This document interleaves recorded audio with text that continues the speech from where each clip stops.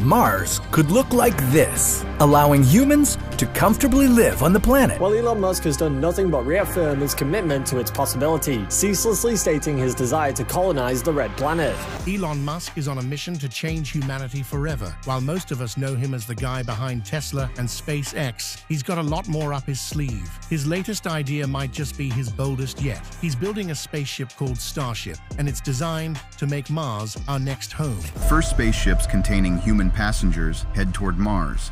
In a historic moment, the first human steps on Mars's soil. But can he actually pull this off? Stay tuned to find out as I reveal Elon Musk's crazy plan to colonize Mars.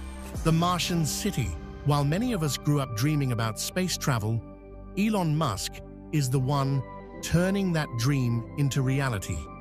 He's serious about making humans an interplanetary species. At SpaceX, his team is pulling out all the stops to send 1 million people to Mars in the next 20 years. Whether that will actually happen is still a big question. But when it comes to getting to Mars, Musk already has a plan. And that involves Starship, the most powerful rocket ever built in the history of space travel. And I'll get to that in a bit, but first, let's try to solve the billion-dollar question here. Why is Elon Musk so bent on colonizing Mars? Well, believe it or not, apart from wanting to be the brain behind making humans an interplanetary species, Mr. Musk actually has a genuine concern. He worries that Earth might not be able to sustain life forever, and our best shot at survival is to live on multiple planets. As wild as that sounds, Musk might actually be onto something.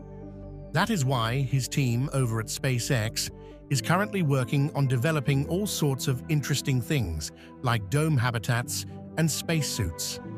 And while NASA is still busy researching Mars, Musk has already mapped out plans to have 1 million people living there by 2040. Of course, getting to Mars isn't as simple as buying a ticket.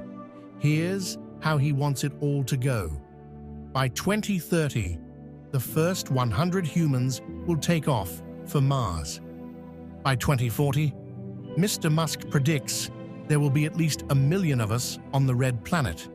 And by 2050, he imagines a thriving, self-sustaining colony on Mars with its own independent government. Ambitious? That word might not be big enough to capture just how far Musk is aiming.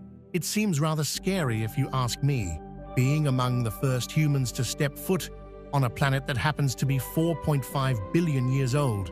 But out of all the planets, why Mars? Well, one of the most obvious reasons is that humans won't burn on Mars because it's not too close to the sun, but still close enough to get decent sunlight. Not to mention, the day is incredibly close to that of Earth, so a normal year on the Red Planet wouldn't be too different from what it is right now. Also, gravity. Musk obviously doesn't want to colonize a planet we can't even walk on, right? If that were the case, it'll just take one leap, and you'd be a goner just floating into endless space. But on Mars, gravity is only 38% less than that of Earth. That might sound weird, but think about it. Being lighter could actually be pretty cool. It's like having superpowers. You'd be able to move extremely heavy objects with ease, making it efficient to set up an entire colony. Plus, the deeper you study Elon's visionary plan, the more it makes sense. Like the atmosphere, for example, Mars has CO2, nitrogen, argon, and traces of some other elements. And if you were able to somehow compress all that, you could actually grow plants. But of course, there's a catch: the temperature. Even though the planet gets a decent bit of sunlight, it's still too cold for any sort of life or vegetation. Musk thinks there's enough CO2 trapped in the ice caps to help warm things up, but melting that ice is another big challenge. And that brings me to the billionaire's next crazy idea: nuking Mars to warm it up. I'm not making this up, people. Elon actually wants to detonate nukes over Mars's poles to release all that trapped CO2 in a bid to warm the planet. And while that makes a lot of sense theoretically, I'm not sure how I feel about nuking a planet. A lot of people feel the same way. Some scientists have even called Musk out, questioning whether he can just decide to blow up bombs on another planet. But hey, that's a debate for another day. Right now, the real question is Musk serious about this? And honestly, it seems like he is. Apparently, he has everything sorted. He knows how to get there, how to transport all the supplies, as well as set up a colony. But that still doesn't solve the entire equation. How do you warm up a planet so that it can become fertile? So far, nukes seem to be his best idea. And let's be real, heating up an entire planet isn't going to happen with your regular heaters. If there's another way to do it, we haven't heard about it yet. Trust me, I've looked into this. And that leads us to the next terrible thing. A nuclear winter. Quick history lesson, folks. Remember when the dinosaurs were wiped out by that giant asteroid? If not, here's the short version. The impact kicked up so much debris that it blocked out the sun, causing temperatures to plummet. And guess what? Scientists think this nuclear winter finished off any dinosaurs that survived the initial impact. So, what's this got to do with Elon Musk and his plan to colonize Mars? Well, here's the thing. If Musk were to go through with his plan to nuke Mars, it could end up backfiring. And when I say backfiring, I mean it would turn us from a potential multiplanetary species to a no-planetary species in no time. Here's how. All that debris from the explosions could end up floating around in space, getting caught up by gravity in our solar system. If that debris blocked out the sun again, we could end up in another nuclear winter right here on Earth. And let's be honest, that wouldn't end well. The entire food chain could collapse. And I hate to say it, but we'd probably end up starving. Just imagine that for a second. For 2 long years after the Chicxulub asteroid hit Earth, our planet was nothing but a dark and merciless extinction ground. So, worst-case scenario, we could all starve to extinction. But surely Elon knows this, right? At least, we can hope so. Here's to hoping this megalomaniac comes up with a better plan in the next decade, because the idea of nuking Mars, not a fan. That said, despite all the criticism, you have to admit Elon is making some serious progress in space travel. I mean, just look at the stunning Starship. Ladies and gentlemen, this is it. The holy grail of rocketry, the most powerful launch vehicle ever built. This ultimate engineering masterpiece can carry 150 metric tons of fully reusable and 250 metric tons of expendable fuel. For those who might not know, the Starship is made up of 2 main parts. We have the SpaceX Starship spacecraft that's actually going to be transporting all the astronauts, and then the star of the show, the Super Heavy rocket. This is the part that will get humans to Mars in just 6 months. And to put that into perspective, that's 140 million miles covered in just half a year. Not to mention, the Starship is an absolute behemoth, standing tall with a height of 121 meters and a diameter of 9 meters. And you've got to hand it to the team, it looks super sleek and futuristic. But seriously, this thing is what makes it all happen, both literally and figuratively. If it wasn't for this machine, Elon's plan to colonize the Red Planet would still just be a daydream. Oh, and another thing about the heavy rocket. It's going to be the first stage of the Starship. After it launches astronauts toward Mars, it will come back down, re-enter Earth's atmosphere, and land right where it started. And that is what basically makes this mission sustainable. Think about it. If SpaceX had to build a new rocket for every trip, even someone like Elon Musk would run out of money eventually.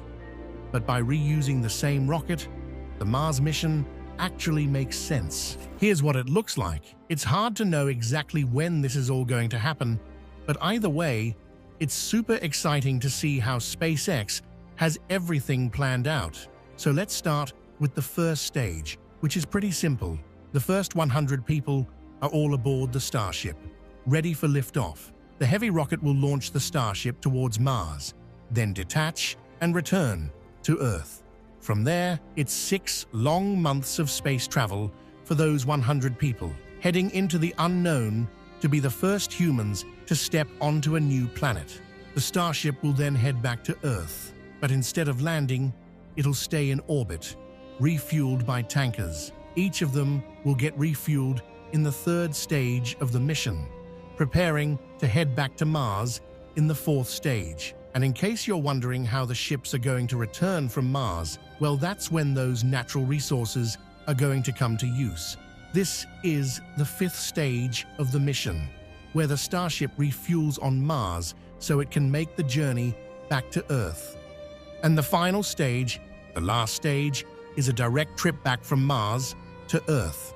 It sounds complex, but even with the Starship's ability to carry a lot of fuel, you just can't make a spacecraft big enough to go to Mars and come back in one trip. Even though it's broken down into 6 stages, the amount of planning and work behind it all is huge. But here's a thought. What if these people aren't just going to Mars to start a colony? What if there's something else going on? Something we can't even imagine because, we're the commoners. Does Elon know something we don't? I'm not sure if you've ever watched Elon's interviews or not, but whenever someone asks Musk why it's important to start life on Mars, his reply is always the same. That's the best way to avoid extinction. And that makes you wonder, what extinction is he talking about exactly? As far as we know, scientists aren't predicting anything major that could wipe out humanity anytime soon. But then again, these scientists aren't exactly billionaires with access to some of the craziest tech ever. Take Elon, for instance. He's been investing in AI for years, saying it helps him stay ahead of the curve. And what's really wild is that he's even called AI the human equivalent of summoning the devil, because it can do so much with so little. So, does Elon know something we don't? What does the future hold for us? Are we talking about a nuclear war, an asteroid hitting Earth, an economic collapse, or maybe something else entirely? Given the urgency and the lengths Musk is going to make Mars livable, it makes you wonder what's really going on behind the scenes. Could he have access to some super advanced AI that's not available to the public, predicting some kind of impending disaster? I guess we'll just have to wait and find out. But regardless of the reason, if Elon actually pulls this off, maybe in the next decade or so, we'll actually see humans living on Mars. Who's going to be the authority? This is a question that keeps me up at night. I mean, we're talking about a whole new planet here. Well, okay, not new, since Mars is about 4.5 billion years old. But still, when it comes to the Mars mission, it's the first time the human species will step foot on a planet other than Earth. So, who's going to be in charge up there? Because at the end of the day, it's a one-way trip, and Musk has complete control over who gets to go or even come back. Is it just me, or does this raise some serious questions about governance and authority? Of course, things could always turn south for the billionaire here back on Earth. But what about all those humans on Mars? How are they going to run things? Or who's going to be making all the decisions? From what I know so far, Musk is making sure only the most qualified and brilliant humans get a ticket to board the Starship. But could it be that he has some confidants who'll just be following his orders when it comes to setting up on the red planet? And I don't want to say this, but that's how all the stories and movies go. A crazy billionaire takes over the world, and in this case, the world happens to be Mars. Is it possible that all this is just an attempt to create a world of his own, where he's the only authority? Well, even though I know this thought is just another wild conspiracy, a lot of famous personalities believe Elon is onto something shady here. But who knows? Maybe he's just planning to set up a new version of his X platform on Mars. Or maybe this is his way of building a legacy with a bit of a villainous twist. In simpler words, his legacy will be the ruling class on Mars. Some conspiracy theorists think Musk is playing the long game, working smarter, not harder. Instead of trying to take over this planet, they believe he's starting fresh on a new one. Now, what I'm about to say might sound absurd, but here's the thing. Nobody really knows if it's true or not. According to some pretty big media outlets, Elon Musk is already storing his sperm to populate Mars once humans land, and the first baby born on Mars will be a sovereign citizen of that planet, or in other words, the ruling class of the Red Planet. I know what you're thinking. This has to be one of the wildest conspiracy theories ever, but if these reports about Musk sending his sperm to Mars are actually correct, this could spark a huge debate. And rightly so. We just keep coming back to that one question, don't we? Who's going to decide everything? Or who's going to be the final authority? There's bound to be opposition, especially when you're on an entirely new planet, with life being absolutely nothing like that on Earth. But still, the idea that Musk could be laying down the foundation for his own legacy on Mars can't be completely ignored. At the same time, I do think it's quite far-fetched, considering how he'll probably live in the history books forever, provided he is able to colonize Mars, because that in itself is a huge feat no one has ever thought of doing, and Musk already has the blueprint for it. So, yeah, at the end of the day, it's just another conspiracy theory, and as things develop, we'll probably get a clearer picture of what the exact business model will be like on the Red Planet. For now, though, there's no need to panic. Musk hasn't exactly confirmed anything about fathering the first Martian baby.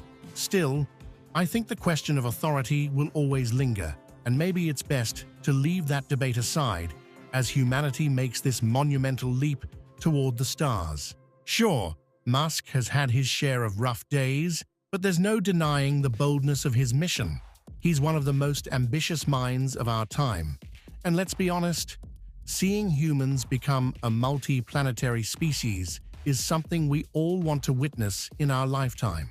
Imagine being born on Mars and 6 years later finding out that Earth has breathable air, beaches, forests, and amusement parks. And guess what? Going back isn't an option because of the gravitational difference. That's like a cosmic-level nightmare. But setting all that aside, what if everything works out perfectly, and then a decade later, we find out nobody survived? Will Musk be responsible for the million souls trapped on Mars? There's a reason why I'm using the word trapped here. Despite Elon's claims of the Red Planet being habitable, astronomers and researchers have deemed Mars as unlivable. And that's just the atmosphere we're talking about. Just imagine the shock humans would experience from switching planets.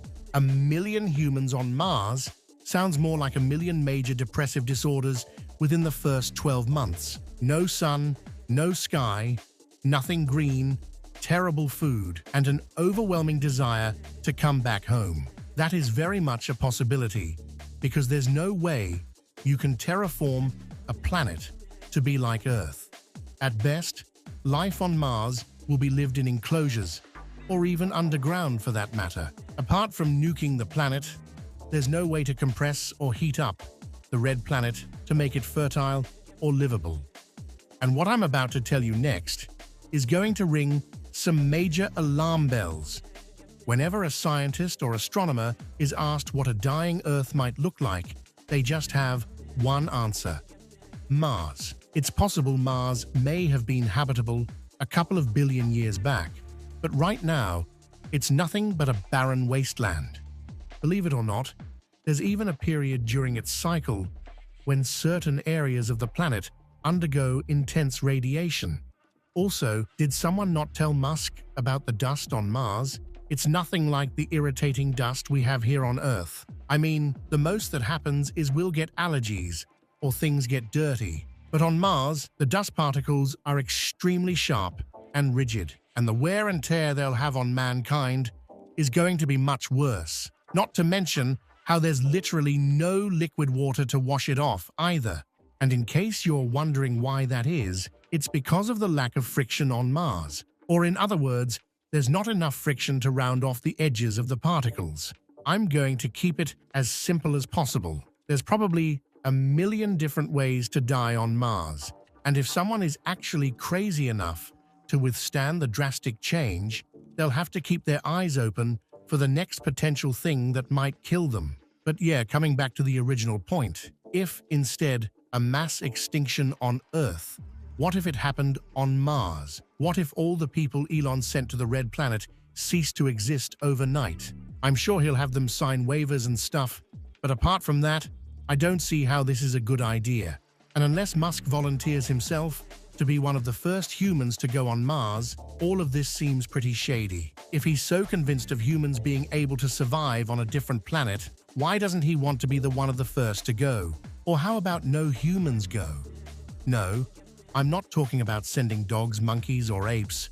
Don't even get me started on how cruel that is. But why not just send robots? Even if you don't know Elon Musk, you surely know how huge of an advocate he is when it comes to AI and robots. Like, I do remember, he said AI is far more dangerous than any other thing on the planet, but still, he's the brains behind self-driving cars that are getting better with each passing day. Why doesn't he just build an army of advanced robots who can set up base on Mars before the first humans go? These robots can search for signs of life, like microorganisms, by looking for certain chemicals or patterns in the soil or rocks. It seems like the more logical thing to do, because for now, all we have is our theories and estimates. There's nothing concrete about how things will actually be on the Red Planet. We have science and everything, but what about psychology? Mars is about the half size of Earth, and even then, sometimes the Earth can seem like a really lonely place. So just imagine how it would feel being among the first humans on an entire planet. The silence would be deafening. All in all, no matter how advanced you make Mars, humans are going to get homesick and suffer psychologically. And that makes me wonder, why hasn't Elon thought of robots yet? Is he worried about something? Or are all the different conspiracy theories about his crazy ulterior motives actually right? Because, unlike humans, robots could actually pull this off. They could work endless hours and don't even need anything to survive. And just hook them up with a nice battery pack, and you have an entire army of brainless workers struggling day and night to make Mars habitable. Plus, another added advantage of this is that no one has to die on Mars. Even before we send the first human to Mars, we'll know whether colonizing the planet is actually possible. So, yeah, I do think it's something that should be considered, but of course, like with everything, the challenges are paramount. Also, there's just something more intriguing about actual humans setting foot on a different planet. So maybe that's what Elon is after. Maybe he is in it for the legacy. Maybe he is a crazy billionaire who wants to be the first man to send humans to another planet. Either way, even though it's extremely difficult to believe, his insane ambition is actually materializing. So keep your eyes open. It's possible we might see the Starship launch with 100 humans before the end of this decade. And that's when the real mission starts. Who knows if it's even going to happen though, considering there's a huge percentage of humans who think living under the ocean is more easier than colonizing Mars. To see Neuralink coming from a very long distance, because any device that you implant in a human you have to go through so many tests. The experiments on the animals. But even the massive billionaire had to follow the rules. He couldn't just go ahead and put the brain chip in the human brain. He had to prove that it works. And that's where animals came to the rescue. There was a lot of silence during these couple of years. Elon Musk and his team of researchers refused to comment on what they were working on. But soon enough, horrifying leaks started hitting the internet. Musk and his team had no choice but to come out into the open. The allegations were pretty serious. They claimed that Musk had killed over 1,500 animals since 2018. The opposition was not happy with the silence around the experiments. They feared that it was just another case in the long line of animal cruelty. experiments kicked off 1 year into the company's creation. The first subjects were monkeys, and the allegations were insane. There was one report that a monkey had such terrible nausea that the animal vomited constantly and had open sores in the esophagus. The animal had to be put to rest. There were also reports about monkeys going berserk, pulling apart their hair and showing signs of self-mutilation. This is a common thing seen in rhesus monkeys when the lab conditions are poor. But isn't that a common thing in animal trials? The thing is, to report that the company claims they did. What was the internet enraged about? Well, here is the thing. The allegations also claimed that Musk was taking a very fast approach to his experiments. They stated that Musk told his team to work as if there was a bomb attached to their heads. In the documents, it was revealed that there were around 4 experiments that went the wrong path because of employee mistakes. These experiments were conducted on 86 pigs and 2 monkeys. The opposition claimed that the reason for these botched experiments was because of the blazing speed at which the company was working. There could have been fewer deaths had the experiments been done at a steady speed. The failed tests, done in a hurry, forced the company to use more and more subjects. You can call these allegations a hoax, but they were coming straight from the former employees of the company. A few of them fought with the management, stating that they should slow down a bit and use the conventional approach. This would have involved doing experiments on a single animal, drawing results, and then moving on to the other subject. But Musk demanded speed, and it was a clear objective around the lab. Could they have taken fewer subjects? I guess we won't know. But Elon Musk obviously wanted to win the race and get the sweet taste of success in his mouth. So he carried on, and people who didn't agree left the company. In the end, 1,500 animals were used as subjects. Out of this massive number, the company had tested and killed around 280 subjects. These animals included pigs, sheep, monkeys, rats, and mice. The internet was outraged, but the committee saw no signs of wrongdoing in the animal experiments. You can blame it on the laws, but the company did nothing wrong. There are thousands of other companies doing the same thing. You can't pick Elon Musk or his team out of the mix just because they are big names. So, the case ended there, and Musk won fair and square. But here is the interesting part. They might have hit a snag in their journey, but the end result was a big motivation for the company. The device was working on animals. The company released a video of a monkey playing a simple video game on the computer. The footage was 3 minutes long, and the monkey showed no tiredness or irritation from the chips on his head. It gave people hope and changed a lot of perspectives. A lot of them even started admiring the technology, and it was time for the big game, to test it on humans. The experiment on the human. The company got the approval to shift to human clinical trials in year 2023. A few months into the big news, the team started looking for people with quadriplegia. This disorder leaves the patient with the paralysis of all 4 limbs and torso. A person cannot move or control any muscle voluntarily from the neck down. The idea was to put all the patients in the trial through a minimally invasive surgery. The chip would be planted in the part of the brain that controlled the intent to move. The surgery would be done by the robot. After the procedure, the chip will fetch the brain signals of the patient and send them to an application. But how will they catch the signal if the neurons are damaged? People with quadriplegia have a deformed spine that disrupts the pathway of the signal from the brain to the limbs. So, somewhere in the brain, the neurons are creating the signal, but they cannot pass through. That's how the device tracks and collects the signal. The app then decodes the signal and grants the ability to the patient to move the muscles. But the initial goal wasn't that big.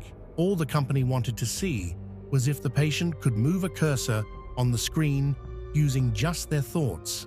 Soon enough, Musk announced on X that the first human had successfully gotten the implant and is recovering well. The news created shockwaves around the world. It was revolutionary, to say the least. This is when Elon Musk started talking about his new device called telepathy. He told the public to imagine if Stephen Hawking could communicate faster than a speed typist or an auctioneer. That is the goal. So, who was this guy who made these headlines and got the implant? What is the implant like? 29-year-old Nolan Arbok was paralyzed from the neck down after a diving incident. He wouldn't have been alive today had it not been for the Australians who saved his life. But there was so much more coming to his story, and he had no clue. Arbor joined Neuralink's clinical trials in the year 2023, but the experiment wasn't a success on the first try.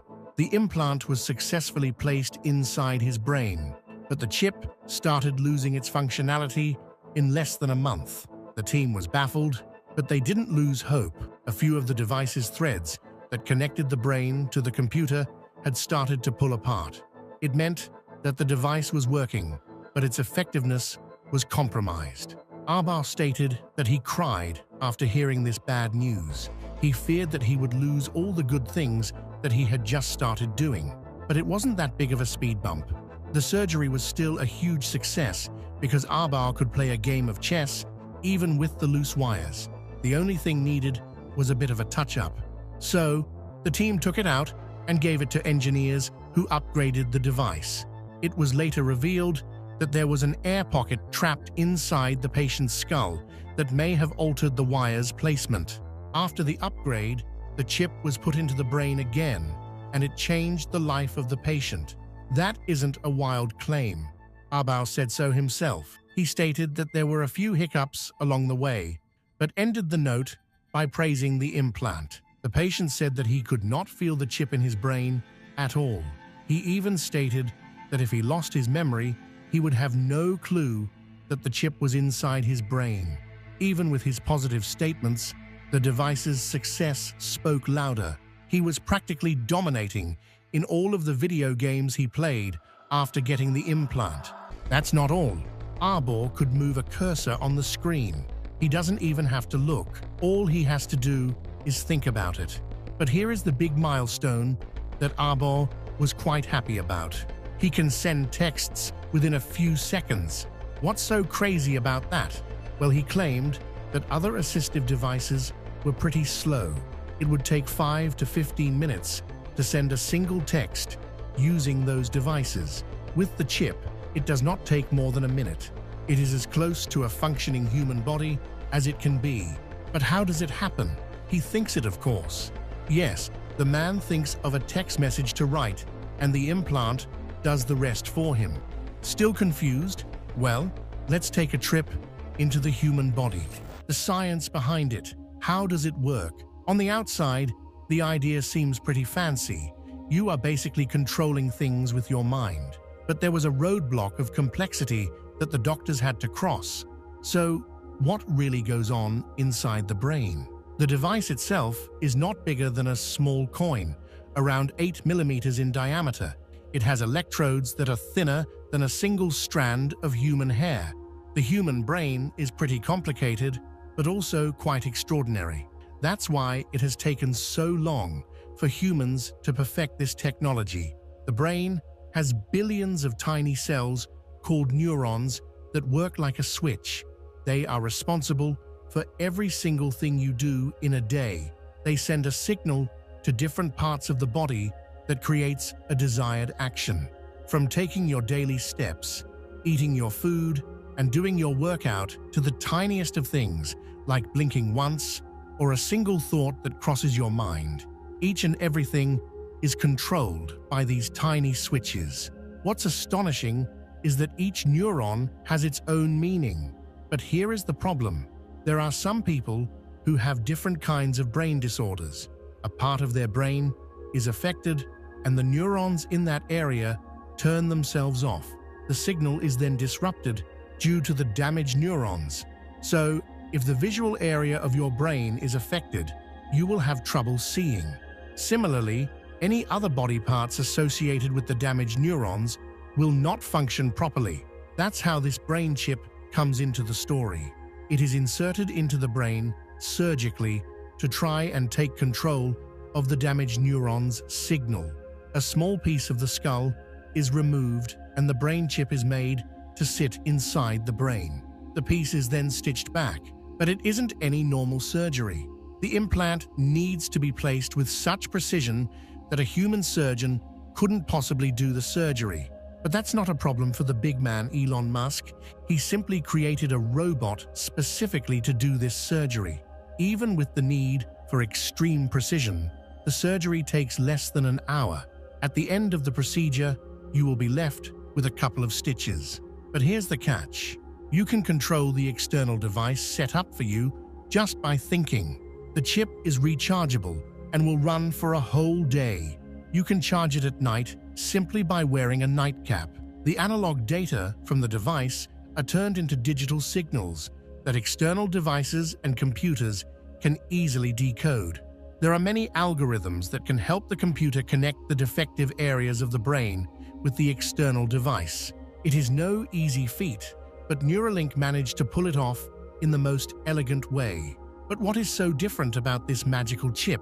Aren't there other devices that can help paralyzed people move or deaf people hear? What sets it apart is a number of things. The threads are much thinner and more flexible. They can easily penetrate the brain without creating a clot in the nearby blood vessels. But the biggest milestone is the number of electrodes fitted in the chip. This tiny chip has 1,000 electrodes that can stimulate a large network of neurons, far more than any other device.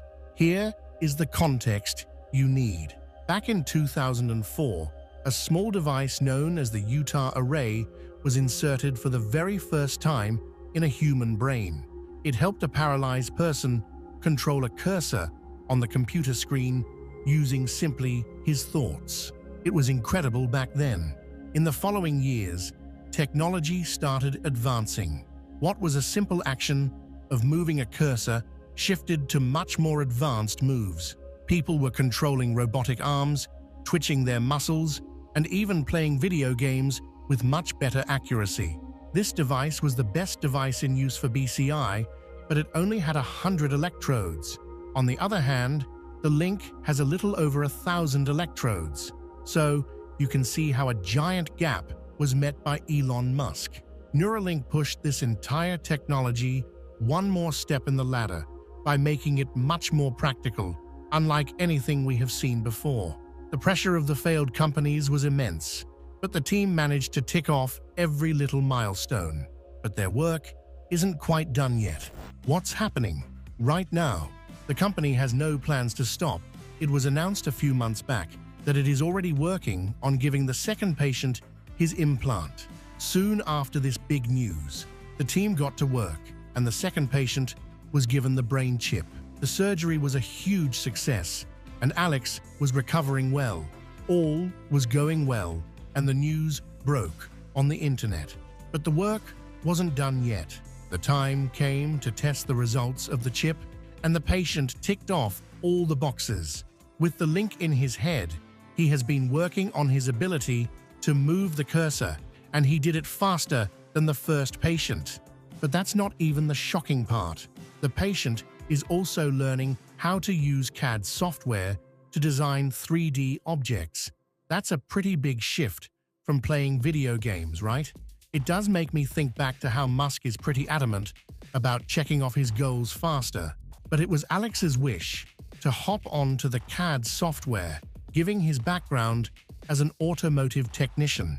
But this was pretty revolutionary. The magical chip was making a paralyzed guy completely independent, offering him the sweet chance to even get a job in the future. But there's more. The results didn't stop here. Alex managed to design a small mount for his Neuralink charger. The custom mount was 3D printed and was fixed into his setup. I am just as fascinated as you are. The public is equally gleeful about the way the company is practically sprinting in the race to success. The company's plans right now are clear. They do not just want to hop on to the next patient, but they are also working on improving the productivity of the patients. They want to provide full mouse and video game controller functionality to the user. They are also working on enhancing their algorithm to detect the signal for handwriting intent for a quicker entry to a text. This would not just be helpful for the quadriplegic, but also for patients who cannot speak. But wait, is it okay to mess with a human brain like this? We still haven't discussed something pretty important. Is all of this ethical? While the world was busy admiring the brain chip, people couldn't help but wonder if all of this was okay. The biggest protest stems from medical concerns. People with brain implants could get an unwanted infection, leading to the possibility of permanent brain damage. But all the patients are made aware of all the side effects and risks before the clinical trial.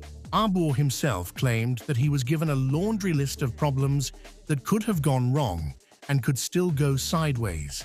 Plus, the side effects are there with every surgery and clinical trial. Granted, some procedures pose a higher risk, but it is all made clear at the start. So, then what's the problem? Well, the people are thinking about the future, and let's be honest, their fears are valid and they don't paint a pretty picture. People are actually worried about handing control of the brain to artificial intelligence. And let's not forget that the chip is an electronic device that can be hacked by unwanted third parties. Your thoughts could be controlled by other people, opening the chance for both manipulation and brainwashing. That's not all. There are chances that third parties could render your body parts useless by hacking into your brain. Could it be used as a weapon? Could the governments use it to control the narrative in the region? Will humans then simply turn into robots? There are a lot of questions, and nobody can answer them now. But if this is truly the case, there would be no room for privacy. Can you imagine an expert accessing your brain and going through your memories? There might even be some embarrassing thoughts there. You will either be left paranoid or scared about making every single move. Even Elon Musk fears AI and believes that it has the potential to take charge of humans. This is why he built this device, to take a step towards a symbiotic relationship between humans and machines. And let's not forget, these fears, although valid, do not change the fact that the Neuralink is merely at the start of building something big. It is all just talk right now. It is the same as giving your data to social media platforms. Everybody is using the platforms despite knowing the dangers of it. So, does the future really hold a place for all these claims against the device? It is unclear right now, but here is the thing. The regulations to tackle these claims would also be put into place. What do you think? Is there a chance for these brain chips to go horribly wrong? Or is it not a big enough problem and the public is worried about nothing? Let us know in the comments below. How can the Neuralink change the future? There is so much the Neuralink can do for the people who are disabled. It can help paralyzed people move their limbs again. They will be able to move without any assistive devices and regain their control over their limbs. People who are unable to speak will be able to tell their thoughts out loud. They will be able to write using a virtual keyboard and even send messages simply by thinking about it in their brain. They will be able to surf the web and even create digital art, opening up their chances to live a decent life. But that's not all. There are other benefits too, ones that can help monitor other diseases. Using the BCIs, doctors will be able to detect changes in the brain activity of their patients. It will help in the early diagnosis of complex diseases that have kept the world troubled today, from epilepsy, bipolar disorders, and obsessive-compulsive disorders to Alzheimer's, and even Parkinson's. There is a whole area that can be studied. If this works in the right way, doctors would even be able to treat mental disorders. People suffering from anxiety, depression, insomnia, and many other diseases will have hope to overcome their troubled phases. Targeted electrical stimulation to the defective areas could be used as a way to treat all of this and more. Even basic things like fatigue, memory, and attention span could be managed by doctors. Sounds pretty amazing, right?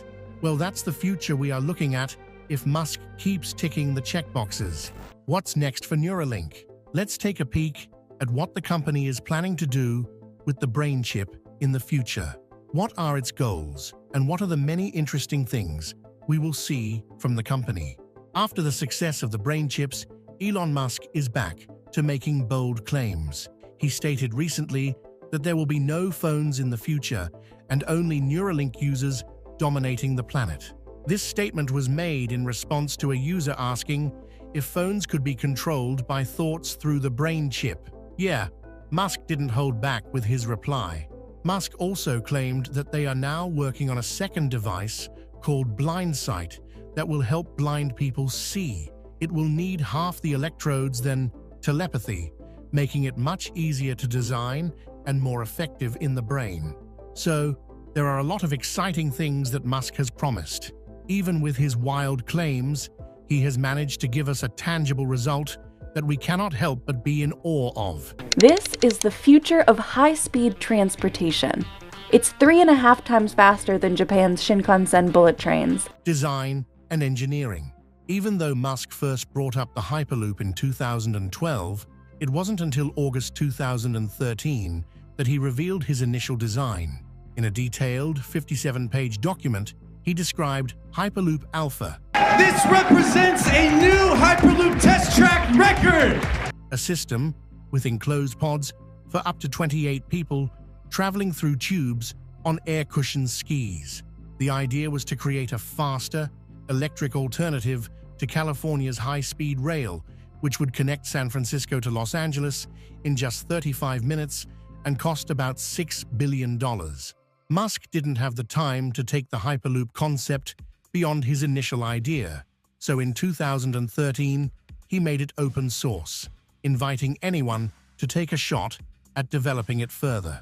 Now, the race is on to see who will transform high-speed transport with this revolutionary technology. Enough about the backstory, let's move on to the more exciting details. Let's now see the proposed designs, aerodynamics, and engineering of the 700 mph vehicle. The Hyperloop design involves a system where sealed capsules, each carrying 28 passengers, travel along a low-pressure tube. These capsules are set to depart every 2 minutes, or as frequently as every 30 seconds during peak times. There's even a larger version of the system that can transport 3 full-sized cars with passengers. The capsules are spaced about 37 kilometers apart and are held in place by air bearings that use compressed air and aerodynamic lift. The tube itself is made of steel and is designed to accommodate travel in both directions by welding 2 tubes together side by side. These tubes are supported by pylons placed every 30 meters, and solar panels are installed on top to provide power to the system. The outer diameter of the tube is 2.29 meters, with a 30mm thickness, while the inner diameter is optimized at 2.23 meters. This setup helps maintain an efficient air cushion around the capsules, reducing air resistance and improving performance.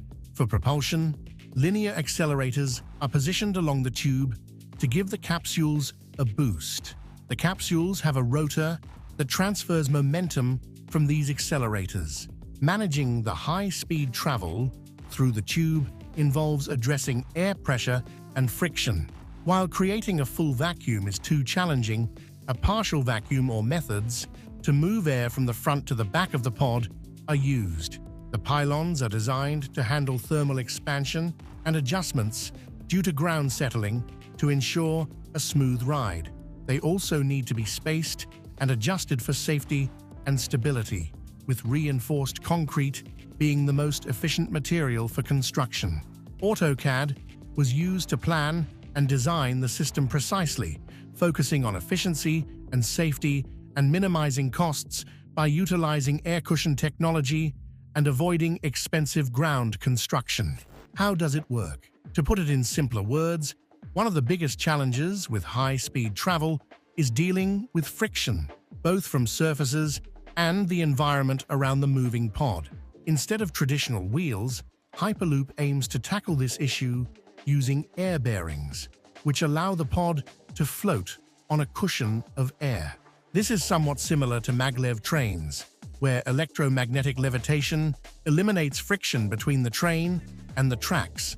This technology allows for super high speeds, such as the 500 kilometers per hour achieved by maglev trains in Japan.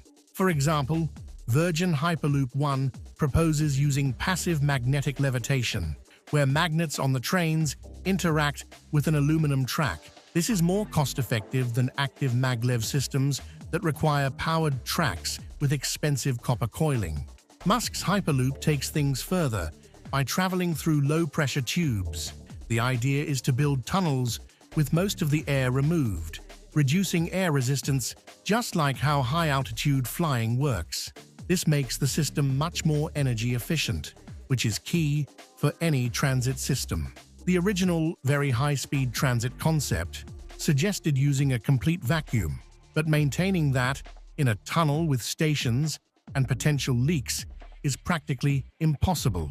Instead, Hyperloop plans to lower the air pressure by regularly placing air pumps.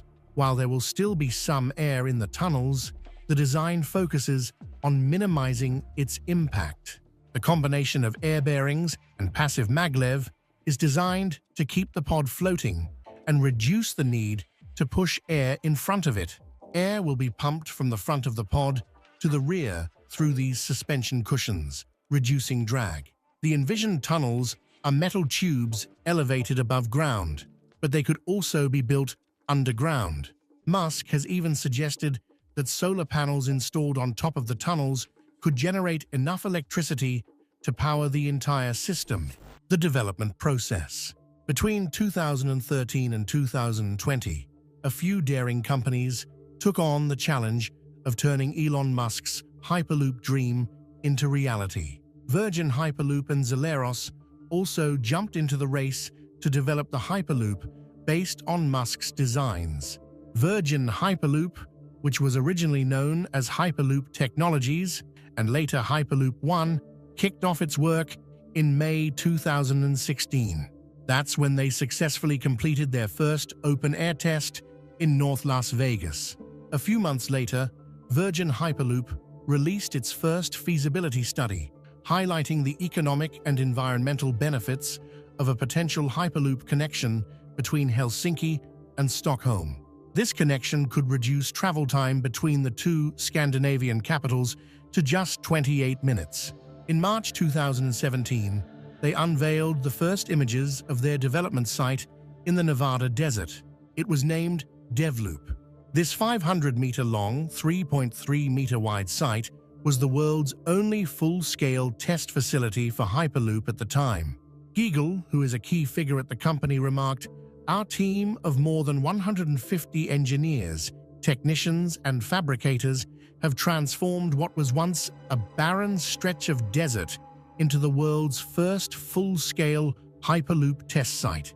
By July 2017, Virgin Hyperloop had completed its first full system test in a vacuum environment. The vehicle managed to cruise through DevLoop for 5.3 seconds, achieving 2 Gs of acceleration and a speed of 69 mph. Just a month later, they revealed that the Hyperloop had reached speeds 2.7 times faster than the initial test, 2 mph, and covering 500 meters of DevLoop. That's pretty impressive. After showcasing their progress globally and conducting passenger application demonstrations, Virgin Hyperloop reached a major milestone. In October 2020, they successfully completed their first passenger test. On the other side of the world, Valencia-based Zeleros Hyperloop began its journey after winning the Best Hyperloop Proposal and Best Hyperloop Propulsion prizes at the 2015 SpaceX Hyperloop Pod competition. This success marked the start of their efforts to develop the Hyperloop technology. They started working on their prototype in 2016. By June 2019, Zeleros teamed up with Siemens to develop the technology and infrastructure needed for their project. CEO David Pistone highlighted their approach, saying, "Our goal is to reduce infrastructure costs and maintenance while also incorporating aerodynamic propulsion inside the vehicle, similar to an airplane, but with 100% electric power." In June 2020, Zeleros secured £7 million in funding, completing their financing stage. Pistone added, "The next steps involve building a complete vehicle, integrating the technologies we've already validated in the lab, and setting up a test track for operational conditions." Another organization focused on developing vacuum transport technology is Eurotube. It was founded in 2017 at ETH Zurich, and then in 2019, it became a Swiss foundation. Eurotube is working on a 3.1-kilometer test tube in Colombey-Muraz, Switzerland, designed to operate at speeds of up to 900 kilometers per hour. On the other hand, the Hyperloop development program is a collaborative effort involving public and private sector partners. It aims at proving and demonstrating the feasibility of Hyperloop technology. It is centered around the European Hyperloop Center in Groningen, which is currently under construction and is set to feature a 420-meter test facility, including a lane switch. Testing is expected to begin this year. Hyperloop Pod Competition. In 2015-16, a Hyperloop Pod competition drew participation from a mix of student and non-student teams. SpaceX announced the event in June 2015. They sponsored a 1-mile-long test track near their headquarters for the 2016 competition. They made it clear that while they were interested in promoting Hyperloop development, neither SpaceX nor Elon Musk was directly involved in any commercial Hyperloop ventures. By July 2015, over 700 teams had submitted preliminary applications. In November, more than 120 student teams were selected to submit final designs by January 2016. The design weekend held at Texas A&M University in January 2016 saw MIT's team win the overall competition. Delft University won the Pod Innovation Award and second place, while other notable winners included the University of Wisconsin-Madison and Virginia Tech. In January 2017, Delft Hyperloop won the Best Overall Design Prize, and WR Hyperloop from the Technical University of Munich won for Fastest Pod. MIT placed third. The second competition in August 2017 focused on top speed with successful deceleration. War Hyperloop again came on top, reaching 324 km/h. The third competition in July 2018 saw War Hyperloop set a new record with a top speed of 457 km/h. Delft Hyperloop finished second, and EPF Loop from EPFL took third. By August 2019, TUM Hyperloop, previously known as War Hyperloop, won again. They broke their own record with a top speed of 463 km/h. TUM Hyperloop, born out of the Technical University of Munich's winning Hyperloop team in 2019, is in charge of Hyperloop research as of now. The team has won the last 3 competitions and set an impressive world record of 463 km/h, a record that's still unbeaten. Their research program is focused on proving the Hyperloop's technical and economic viability. They're kicking off with a 24-meter demonstrator that will include both a tube and a full-size pod. Once that's up and running, they plan to extend it to 400 meters to test for higher speeds. Potential locations for this expansion include Taufkirchen, Ottobrunn, or the Oberpfaffenhofen airfield near Munich. As of July 2023, they've started the certification process for operational testing in Ottobrunn. The Hyperloop Association. In December 2022, several major Hyperloop companies, including HART, Hyperloop One, Hyperloop Transport Technologies, Novomo, Swisspod Technologies, Transpod, and Zeleros, joined forces to create the Hyperloop Association. This new group aims to boost the development and expansion of Hyperloop technology and to help shape transportation policies by working closely with governments and regulatory bodies. The association is led by Ben Patek, CEO and co-founder of Novomo. Challenges and setbacks. Elon Musk originally pitched the Hyperloop as a sleek, cost-effective alternative to California's $70 billion high-speed rail project. He argued that Hyperloop could be built for several $billion less, though no one's been able to pin down a precise cost for the real-world system. The big question now is who will foot the bill. While some wealthy backers are involved with Hyperloop technologies, others, like Hyperloop Transportation Technologies, are hoping to attract investors for a test track. If these private firms can't secure enough funding, they might need government support, which is a tricky proposition given the political landscape. As for passengers, that's a whole new challenge. Early designs showed sleek pods zipping through transparent tubes, but the reality might look different with metal tubes instead.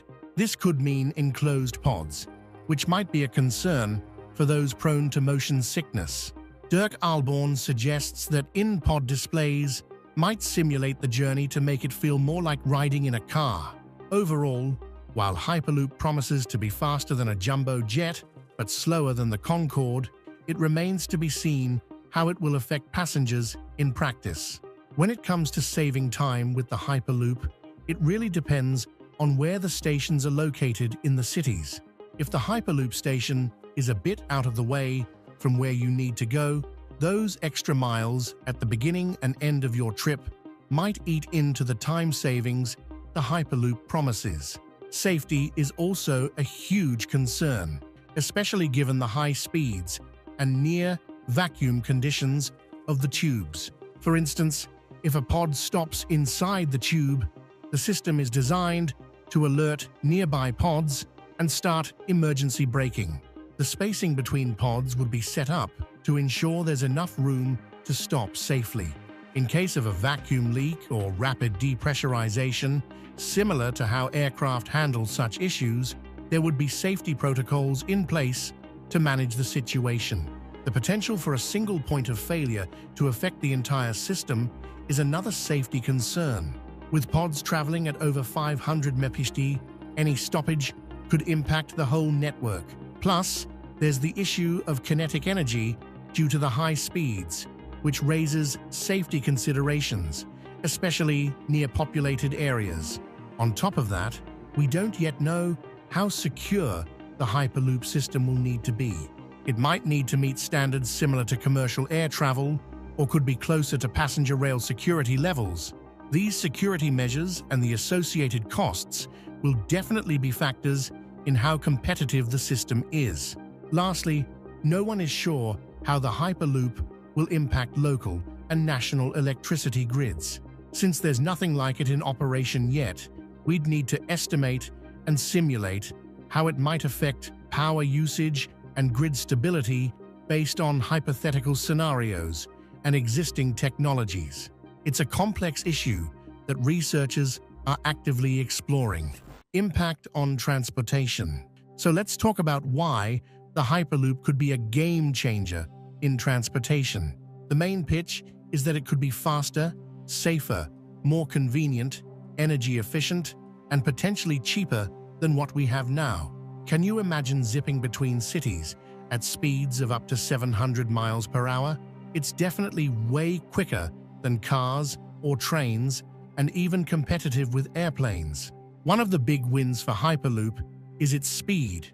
It's designed to cut down on travel time significantly. No more long waits at airports or dealing with delays. You'd board locally and get moving right away. Plus, the Hyperloop might offer flexible, on-demand departure schedules, so you can travel when you need to, not just when a train or plane has room for you. Another cool feature is the minimal number of stops between your departure and arrival points. The original Hyperloop Alpha concept suggested that for city pairs less than 900 miles apart, it could save the most time compared to other transport options. For longer trips, supersonic planes might still have the edge. Convenience is a big plus too.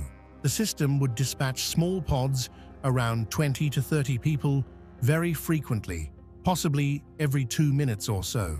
Unlike high-speed trains, which run in long connected cars, Hyperloop pods can travel independently or in groups to different destinations. On a bigger scale, if Hyperloop becomes popular, it could reduce traffic congestion. Fewer cars on the road might mean less gridlock, especially on highways and around cities. And with more people opting for Hyperloop over short regional flights, it could ease the pressure on busy airports. So, while Hyperloop is still in the works, it's got some exciting potential to change how we travel. Environmental considerations. The Hyperloop is touted as having a major edge over other transportation methods, thanks to its vacuum environment. The idea is that by reducing aerodynamic drag and using less energy, the Hyperloop could operate more efficiently than cars, trains, or even planes. Virgin Hyperloop One points out that in 2017 alone, flights around the world emitted a staggering 946 million tons of CO2. They believe that replacing flights between 310 and 930 miles with Hyperloop trips could cut those emissions by 58% if the system runs on renewable electricity. Kristen Hammer from Virgin Hyperloop One emphasizes that they aim to power the Hyperloop entirely with clean energy. We don't want to be chugging smoke into the air or causing pollution, she says. It can run on all sorts of sustainable energy. Jacqueline Jenkins, an associate professor at Cleveland State University, argues that any new transit system must be sustainable to justify public funding. She believes that without focusing on renewable energy, the Hyperloop could end up being just a temporary fix rather than a long-term solution.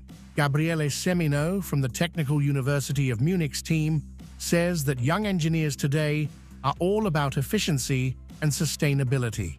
We're very aware of the issues with burning fossil fuels, he notes. Dirk Alborn, CEO of Hyperloop Transportation Technologies, also has some pretty ambitious plans for integrating renewable energy. He's looking at placing solar panels along the Hyperloop routes and using regenerative braking to generate power. He's even considering wind turbines on unused land.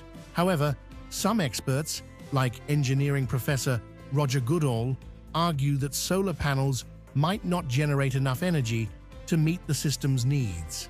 The biggest hurdle for the Hyperloop is building the infrastructure, miles of tubes and stations, acquiring land, and navigating through regulations and environmental concerns. The system would involve hollow tubes supported by columns, and the plan is to elevate them to avoid disrupting existing infrastructure.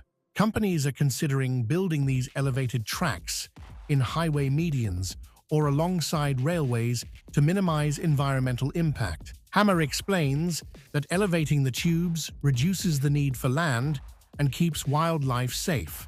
Musk's Boring Company is also joining the effort. They are planning a tunnel between New York City and Washington, D.C. for either a Hyperloop route or an automatic car-moving system. The company has started on a D.C. building that could serve as a Hyperloop station, though they've been tight-lipped about further details. Noise is another concern, but early tests suggest that Hyperloop pods will be quieter than highways. Finally, the focus is also on making sure the Hyperloop infrastructure doesn't become obsolete. Hammer's team is working on designs that will ensure the system remains viable and doesn't end up like abandoned rail lines. We're not just building this cool thing and forgetting about it, she says. We're designing it to age gracefully. Is it even possible? Handling acceleration can be tricky for people, especially with speed changes and turns. However, it's possible to design a system that minimizes discomfort. Just like commercial jets manage high speeds and turbulence without making most passengers feel ill, the Hyperloop could be engineered for a similarly smooth experience. The big challenge with the Hyperloop is that it's on the ground, not in the sky. Creating a perfectly straight and smooth path for the tube will be a monumental task, but we've tackled similar challenges before. For this one, we went through all of it and got to pull what we think fits best, because this is somewhere between a car and a train and a plane, and maybe not a spacecraft, but NASA has really good open source docs, so we like to pull from those too. Like building the Eisenhower interstate system. Mountains, we tunnel through them. Rock walls, we blast them. Bays, we bridge or tunnel under them. Rough terrain, we smooth it out. So yes, it's an ambitious project, but it's definitely within the realm of possibility. The Hyperloop has some major upsides. It promises to be a super-fast mode of travel, cut down on transportation emissions, and let's be honest, it has a serious cool factor. However, there are significant hurdles, especially around safety and costs. The engineering behind the Hyperloop can work. The real question is about our collective willpower. How much do we really want this? The Hyperloop is an exciting idea that could change the way we travel. It aims to move people and cargo quickly and efficiently, much faster than trains or planes. There are big challenges ahead, such as engineering problems, safety concerns, and finding funding. However, the work done so far by companies like Virgin Hyperloop and TUM Hyperloop shows promise. Who knows, it may actually be faster than a Boeing 747 plane. The success of the Hyperloop will depend on solving these issues and our commitment to making it happen. If these challenges are overcome, the Hyperloop could make travel faster, greener, and more convenient. It's a bold idea, but it could truly transform how we get from one place to another. What's your take on Musk's Hyperloop? Do you think we will see it becoming a reality in the near future? Let us know your thoughts in the comments below. For more videos like these, don't forget to like, subscribe, and hit the bell icon. Until next time, goodbye.